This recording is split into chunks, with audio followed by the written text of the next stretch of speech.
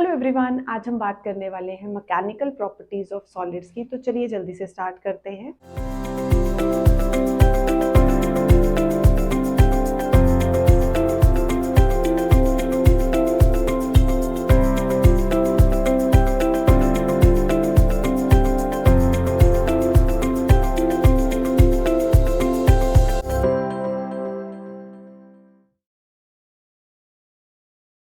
अगर हमें सॉलिड्स को डिफाइन करना हो, उससे पहले हमने पढ़ा है रिजिड बॉडी। तो by rigid body we generally means a hard solid object that has definite shape and size. मतलब रिजिड बॉडी हमारे पास कैसे डिफाइन की जाती थी? कोई भी सॉलिड ऑब्जेक्ट है, हार्ड सॉलिड ऑब्जेक्ट है, जिसकी डेफिनिट शेप होगी, डेफिनिट साइज होगा, उससे हम डिफाइन करते थे। बट रियलिटी में हमारे पास जो रिजिड बॉडी है, जो हम डिफाइन कर रहे हैं in terms of solids, solid bodies जो होती हैं, they are not perfectly rigid. Reality ये बताती है जितनी भी सॉलिड बॉडीज हैं वो परफेक्टली रिजिड नहीं है। हम उनको कुछ फोर्सेस लगा के उनको कंप्रेस कर सकते हैं, स्ट्रेच कर सकते हैं, मीन्स उनके शेप एंड साइज में चेंज लेके आ सकते हैं। तो ये जो हमने अभी तक पढ़ा था कि रिजिड बॉडीज हमारे पास कैसी होती हैं, हार्ड सॉलिड ऑब्जेक्ट होता है with definite shape and size, उसको हमने मॉडिफाई किया। हमने बोला कि हमारे पास सॉलिड्स क्या हैं? सॉलिड्स वो हमारे पास मटेरियल हैं, they are not perfectly rigid. उनकी शेप एंड साइज हम चेंज कर सकते हैं, उनको स्ट्रेच कर सकते हैं, कंप्रेस कर सकते हैं, बेंड कर सकते हैं। तो बेंड करेंगे या कंप्रेस करेंगे तो मीन्स शेप एंड साइज में चेंज आएगा। तो जो फोर्सेस रिस्पॉन्सिबल हैं ये चीज करने के लिए, शेप एंड साइज को चेंज करने के लिए, उनको बोला जाता है डीफॉर्मिंग फोर्स। मीन्स किसी सॉलिड की अगर हम उसके ऊपर कोई फोर्स अप्लाई करते हैं, सॉलिड्स में हमारे पास जो एटम्स हैं वो अपनी अपनी पोजीशंस पे हैं, उनकी कुछ अपनी कॉन्फ़िगरेशन है, इंटरनल स्ट्रक्चर है, पोजीशन है पार्टिकल्स का। अगर हम एक फोर्स लगा के उनकी वो जो पोजीशन है पार्टिकल्स की वो चेंज कर रहे हैं, तो इसका मतलब जो हम फोर्स लगा रहे हैं वो है डीफॉर्मिंग फोर्स। फॉर एग्जाम्पल वो स्माइली बॉल जिसको हम कंप्रेस करते हैं, कंप्रेस किया, स्ट्रेस रिलीव करने के लिए यूज करते हैं, हमने उसको कंप्रेस किया, कंप्रेस करते ही जो उसकी डायरेक्शन है वो क्या हो जाती है? इनवर्ड। मीन्स हमने जो फोर्स लगाई, डीफॉर्मिंग फोर्स लगाई, उसकी डायरेक्शन बॉल पे कैसे लगी? इनवर्ड डायरेक्शन में। बट जैसे ही हम वो डीफॉर्मिंग फोर्स रिमूव करते हैं, उसके जो पार्टिकल्स हैं वो वापस ऑपोजिट डायरेक्शन में फोर्स लगाते हैं। तो वो वापस ऑपोजिट डायरेक्शन में जब फोर्स लगाएंगे, वो फोर्स कैसी होती है? हुक्स लॉ से किया था, force is directly proportional to displacement but in the opposite direction. ये कौन सी थी हमारे पास? Restoring force. एक है डीफॉर्मिंग फोर्स, स्प्रिंग्स के केस में पढ़ा था कि अगर ये स्प्रिंग है, हमने स्प्रिंग को स्ट्रेच किया, स्ट्रेच किया मींस इस तरफ जो फोर्स लगी वो कौन सी थी? डीफॉर्मिंग फोर्स। उससे जो डिस्प्लेसमेंट हुई वो कितनी हुई? एक्स। अब डीफॉर्मिंग और डिस्प्लेसमेंट की डायरेक्शन सेम है, बट जब रीस्टोरिंग फोर्स लगेगी, जैसे ही हम डीफॉर्मिंग फोर्स रिमूव करेंगे, जो स्प्रिंग है वो वापस लेके जाएगा ऑब्जेक्ट को उसकी ओरिजिनल पोजीशन पे। तो मींस ये जो फोर्स लगेगी, वो जो इंटरनल पोजीशन, जो पार्टिकल्स हैं हमारे पास, वो फोर्स लगा रहा है ऑपोजिट डायरेक्शन में, opposite to the deforming force, अपनी वापस ओरिजिनल कॉन्फ़िगरेशन रीगेन करने के लिए, तो उसको बोला जाता है रीस्टोरिंग फोर्स। तो डीफॉर्मिंग फोर्स इधर लगी, उसके साथ डिस्प्लेसमेंट भी इस तरफ हुई, बट रीस्टोरिंग फोर्स की डायरेक्शन जो होगी वो ऑपोजिट होगी। तो this force is directly proportional to displacement but in the opposite direction. तो मींस कितनी रीस्टोरिंग लगानी पड़ेगी? जितनी डिस्प्लेसमेंट हुई है उतनी लगानी पड़ेगी। तो यहां से हमारे पास एक डीफॉर्मिंग फोर्स आती है। डीफॉर्मिंग फोर्स के लगने से जो भी सॉलिड है, इधर उसकी लेंथ या हमारे पास एरिया या वॉल्यूम, जो भी चीजें चेंज होंगी, मींस कोई कॉन्फ़िगरेशन चेंज होने वाली है, वो जो फोर्स उस कॉन्फ़िगरेशन को चेंज कर रही है उसको हम क्या बोलेंगे? डीफॉर्मिंग फोर्स। तो यहाँ पे हमारे पास डीफॉर्मिंग फोर्स है, a force which changes the shape and size of a body. अब शेप एंड साइज के साथ साथ जो भी कॉन्फ़िगरेशन चेंज होगी, लेंथ या वॉल्यूम या एरिया, वो हमारे पास इसी डीफॉर्मिंग फोर्स की वजह से आएगा। नेक्स्ट हमारे पास है इलास्टिसिटी। अब हमने बोला अगर हमारे पास कोई एक सब्सटेंस है, मान लो रबर बैंड है, रबर बैंड को हमने थोड़ा सा स्ट्रेच किया, स्ट्रेच करने के बाद वो वापस, जैसे ही हम डीफॉर्मिंग फोर्स हटाएंगे, वो वापस से अपनी ओरिजिनल पोजीशन पे आएगा। तो वो जो अपनी ओरिजिनल पोजीशन पे आ रहा है वो कब आएगा? जब हम डीफॉर्मिंग फोर्स हटाएंगे। हमने किसी बॉडी को स्ट्रेच किया, स्ट्रेच किया आउटवर्ड डायरेक्शन में, तो जैसे ही हमने इसको स्ट्रेच किया, हम रीफॉर्मिंग फोर्स हटा रहे हैं, तो जो रीस्टोरिंग फोर्स लगेगी वो किस डायरेक्शन में होगी? Opposite, opposite, opposite to the displacement और opposite to the deforming force. Restoring force is opposite to the displacement और opposite to the deforming force. तो हमने फोर्स लगाई, लेकिन जो रीस्टोरिंग फोर्स है, जैसी डीफॉर्मिंग फोर्स हटेगी वो उसको वापस लेके जाएगी अपनी ओरिजिनल पोजीशन पे। तो मींस इलास्टिसिटी उन मटेरियल्स की, जो भी मटेरियल अपनी ओरिजिनल कॉन्फ़िगरेशन रीगेन कर सकते हैं, उनको बोलते हैं, उसकी प्रॉपर्टी को बोलेंगे इलास्टिसिटी, और उन मटेरियल्स को हम क्या बोलेंगे? Elastic bodies.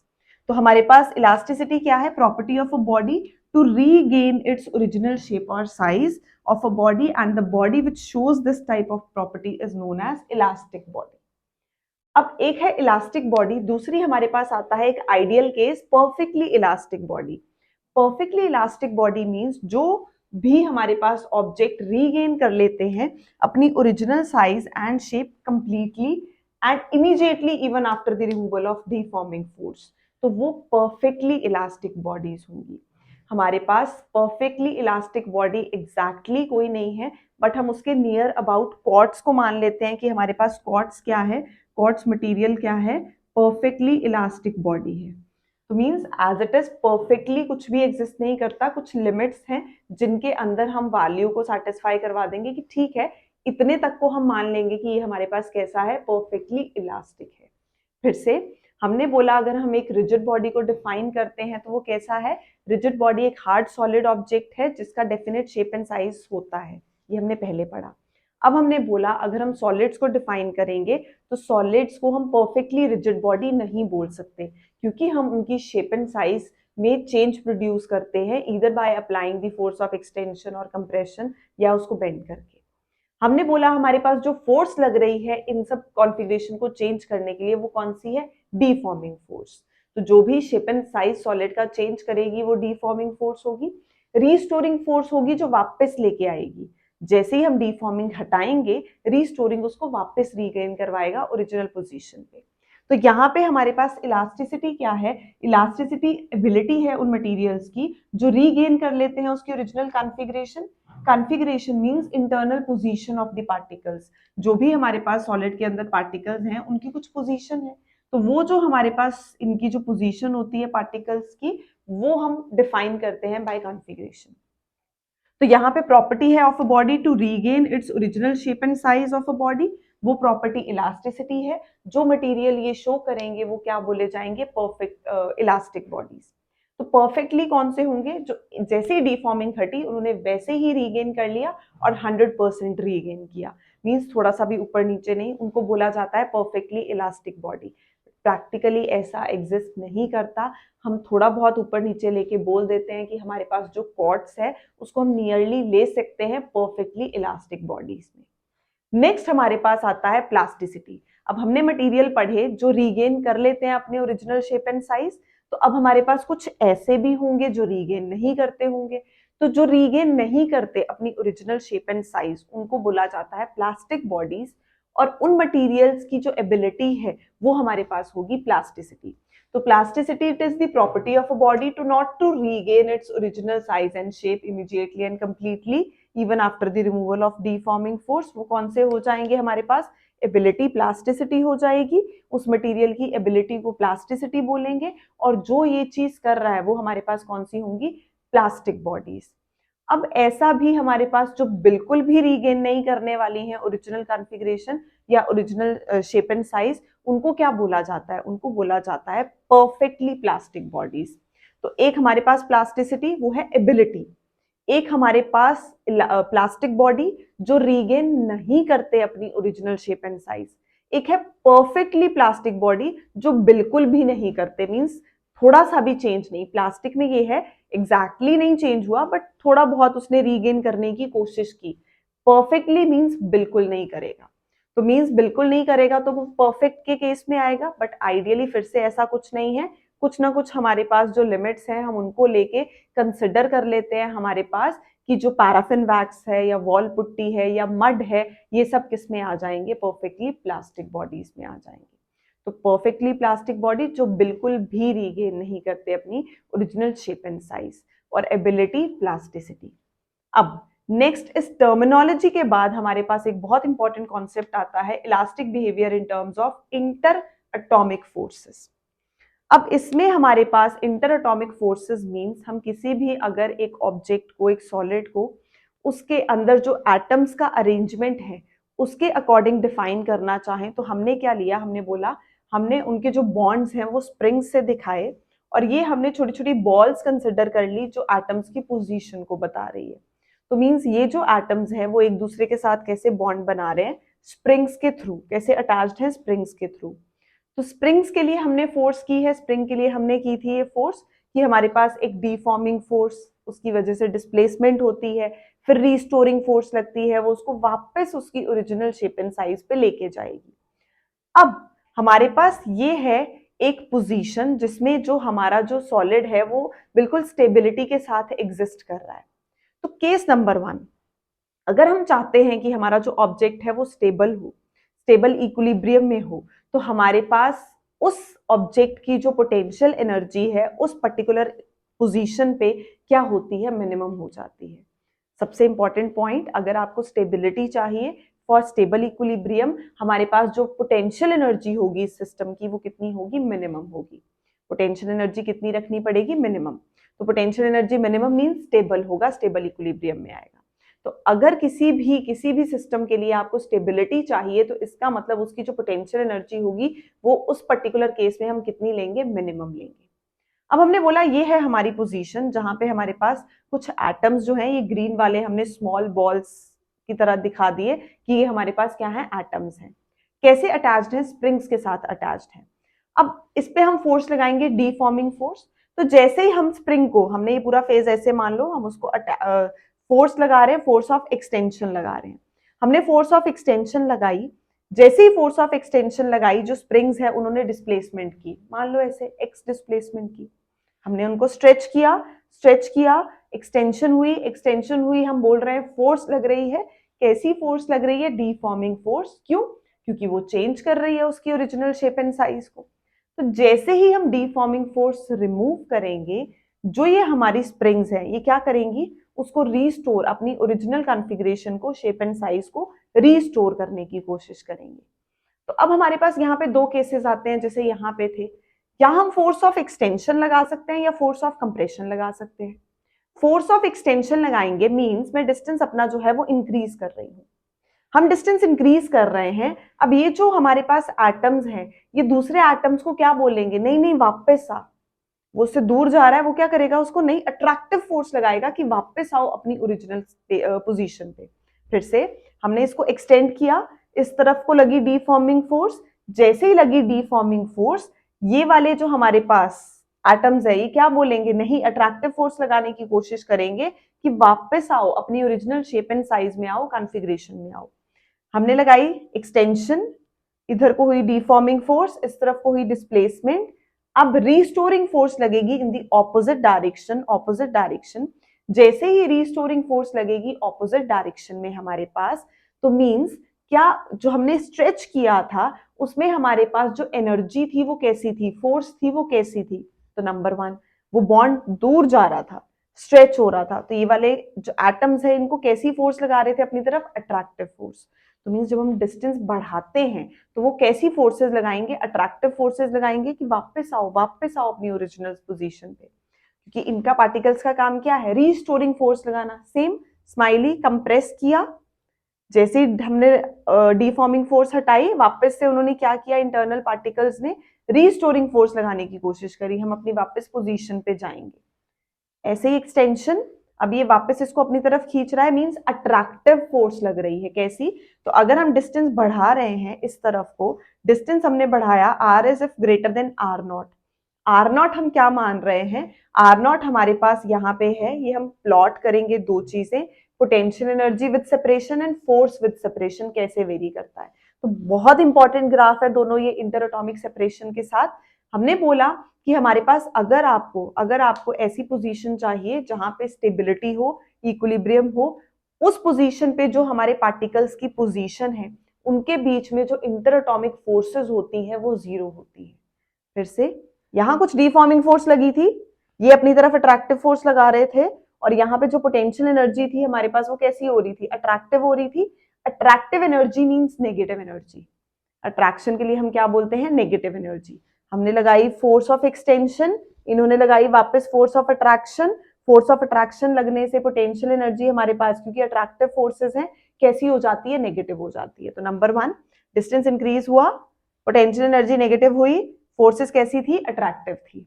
डिस्टेंस इंक्रीज किया, डिस्टेंस इंक्रीज किया, उसके नॉर्मल सेपरेशन से हमने जो डिस्टेंस है उसको इंक्रीज किया, फोर्स ऑफ एक्सटेंशन लगी, तो मींस वहां पे जो फोर्सेस थी ये उनपे कैसी फोर्सेस लगा रहे हैं, वापस खींचने की कोशिश कर रहे हैं, अट्रैक्टिव फोर्स लगा रहे हैं। तो अट्रैक्टिव फोर्स लगी, अट्रैक्टिव फोर्स के साथ हमारे पास जो एनर्जी होती है वो कैसी हो जाती है, नेगेटिव। तो यहाँ पोटेंशियल एनर्जी हो गई नेगेटिव। केस नंबर 2, अब उल्टा हो जाएगा। हमने कंप्रेस कर दिया, हमने इसको इसके पास कंप्रेस कर दिया, अब भी ये तंग होगा, ये बोलेगा नहीं वापस जाओ अपनी पोजीशन पे, तो ये इसको अपने से दूर रिपेल करने की कोशिश करेगा। जब ये दूर जा रहा था, उसको खींच रहा था अपनी तरफ, वापस आओ अपनी पोजीशन पे, अट्रैक्टिव फोर्स थी, अट्रैक्टिव फोर्स मतलब एनर्जी नेगेटिव। जब ये इससे क्लोज आ गया है, हमने कंप्रेसिव फोर्स लगाई है, तो अब ये कैसी फोर्स लगा रहा है, दूर जाओ वापस जाओ अपनी पोजीशन पे, रिपल्सिव फोर्स लगा रहा है। तो रिपल्सिव फोर्स लगी मींस हमारे पास यहाँ जो एनर्जी है वो क्या हो जाएगी, इंक्रीज हो जाएगी। यहाँ डिक्रीज हुई थी, नेगेटिव हुई थी, यहाँ एनर्जी जो है हमारे पास वो इंक्रीज होगी, और फोर्स कैसी होगी, रिपल्सिव। तो दो तरह की फोर्सेस पढ़ ली, एक केस में अट्रैक्टिव लग रही थी, एक केस में रिपल्सिव लग रही थी। नॉर्मल सेपरेशन से कम डिस्टेंस किया, कंप्रेस किया, हमारे पास रिपल्सिव फोर्स लगी, एनर्जी इंक्रीज हुई।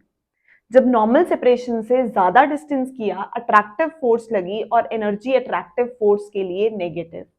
अब नॉर्मल क्या है, नॉर्मल है हमारे पास, हमने बोला मान लो at r is equal to r nought, हमारे पास जो सिस्टम है वो इक्विलिब्रियम में है, स्टेबिलिटी है, स्टेबल इक्विलिब्रियम है। तो वहां पे जब हमें स्टेबिलिटी चाहिए तो पोटेंशियल एनर्जी कितनी होती है, मिनिमम। तो ये वो सेकेंड वाला केस हो गया जिसमें पोटेंशियल एनर्जी कितनी होगी, मिनिमम होगी। किसके लिए, स्टेबिलिटी के लिए। स्टेबिलिटी में हर कोई रहना चाहेगा, हर कोई चाहता है मैं स्टेबल रहूं, तो स्टेबल मींस हमारे पास जो एनर्जी है सिस्टम की वो कितनी है, मिनिमम है। उस पे जो फोर्सेस लग रही हैं, यहाँ पे अट्रैक्टिव फोर्स लग रही थी, जब हमने उसको कंप्रेस किया रिपल्सिव फोर्सेस लग रही थी, यहाँ इंटरएटॉमिक फोर्सेस का इफेक्ट क्या हो गया, जीरो। क्योंकि ना वो अट्रैक्ट कर रहा है ना वो रिपेल कर रहा है, वो अपनी स्टेबल इक्विलिब्रियम में है, वहां एनर्जी कितनी है, मिनिमम है। अब इन चीजों को हमें ग्राफ पे प्लॉट करना है। हमने बोला पहले r is equal to r naught, r naught means हमारे पास पोटेंशियल एनर्जी कितनी होगी, मिनिमम। ये potential energy versus interatomic separation का ग्राफ है। हमने बोला r is equal to r naught पे एनर्जी कितनी होनी चाहिए, मिनिमम होनी चाहिए। एनर्जी मिनिमम मीन्स हमारे पास स्टेबल इक्विलिब्रियम, स्टेबिलिटी में आ गया हमारा जो सिस्टम है। अगर हमने डिस्टेंस बढ़ाया, इंटरएटॉमिक सेपरेशन से ज्यादा डिस्टेंस कर दिया, स्टेबल इक्विलिब्रियम से ज्यादा डिस्टेंस कर दिया, कैसी फोर्स लगी थी, अट्रैक्टिव। कैसी एनर्जी थी, नेगेटिव। तो ये हमारे पास शो कर रहा है पोटेंशियल एनर्जी कैसी है, यहाँ पे डिस्टेंस बढ़ाने पे नेगेटिव है। नेक्स्ट दूसरी साइड हमारे पास, दूसरी साइड हमने बोला जब डिस्टेंस कम होगा, when r is less than r not, तो पोटेंशियल एनर्जी जो है वो इंक्रीज करेगी स्टीपली, क्योंकि कैसी फोर्स है, रिपल्सिव फोर्स है। तो यहाँ के लिए रिपल्सिव फोर्स, हमने ये r नॉट वाला जो हमारा इक्विलिब्रियम सेपरेशन है उसको दिखाया। हमने बोला इसके ऊपर हमारे पास कैसी फोर्स लगेगी, रिपल्सिव फोर्स लगेगी, और इसके नीचे हमारे पास कैसी लगेगी, अट्रैक्टिव फोर्स लगेगी। तो ये दोनों कर्व्स बहुत इंपॉर्टेंट है, potential energy versus interatomic separation. जब interatomic separation balanced, stable equilibrium, potential energy minimum, potential energy minimum है मतलब इंटरएटॉमिक फोर्सेस जीरो। जब हमारे पास इंटरएटॉमिक सेपरेशन है, जो उससे हमने कम डिस्टेंस कर दिया, कंप्रेस कर दिया पार्टिकल्स को, एटम्स को, तो हमारे पास कैसी फोर्स लगने लगी, रिपल्सिव। पोटेंशियल एनर्जी कैसे हो गई, पोटेंशियल एनर्जी हमारे पास कैसी होगी, इंक्रीज करेगी स्टीपली, और फोर्स कैसी थी, repulsive. r is equal to r naught पे पोटेंशियल एनर्जी कितनी है, मिनिमम। ये रिप्रेजेंट कर रहा है मिनिमम एनर्जी को, और हमारे पास यहाँ पे फोर्स कितनी है, जीरो। फोर्स कितनी हो गई, जीरो। तो means when r is equal to r naught, interatomic force कितनी है, जीरो होगी। अब जैसे जैसे डिस्टेंस बढ़ाएंगे हमारे पास यहाँ पे फोर्सेस कैसी होंगी, अट्रैक्टिव। तो अट्रैक्टिव फोर्सेस, और हमारे पास जो पोटेंशियल एनर्जी है वो कैसी रहेगी, नेगेटिव रहेगी। तो बेटा यहाँ से हमने क्या सीखा, हमने सीखा जितनी ज्यादा इंटरएटॉमिक फोर्सेस होंगी, बॉन्ड्स मतलब जो अंदर बॉन्ड्स बने हैं उनके अंदर जो इंटर एटॉमिक फोर्सेस हैं वो जितनी ज्यादा होंगी उतनी जो हम मटेरियल है उसकी डिस्प्लेसमेंट कम कर पाएंगे, ज्यादा नहीं खींच पाएंगे। अगर ये बॉन्ड बहुत स्ट्रांग होता, इनके अंदर बहुत स्ट्रांग फोर्सेस होती, तो हम फोर्स लगा रहे हैं, हम नॉर्मल फोर्स से उसको खींचने की कोशिश कर रहे हैं, बट उससे उतनी डिस्प्लेसमेंट नहीं होने वाली। तो ज्यादा inter atomic forces, stronger inter atomic forces मतलब इनके बीच में डिस्प्लेसमेंट कम। इनके बीच में डिस्प्लेसमेंट कम मतलब जो मटेरियल है वो कैसा है, उसकी इलास्टिसिटी क्या होगी, बहुत ज्यादा। तो यहां से stronger the force, smaller will be the displacement of the atoms, और यहाँ पे हमारे पास जो उसकी सॉलिड की जो इलास्टिसिटी है वो बहुत ज्यादा होने वाली है। Okay bye.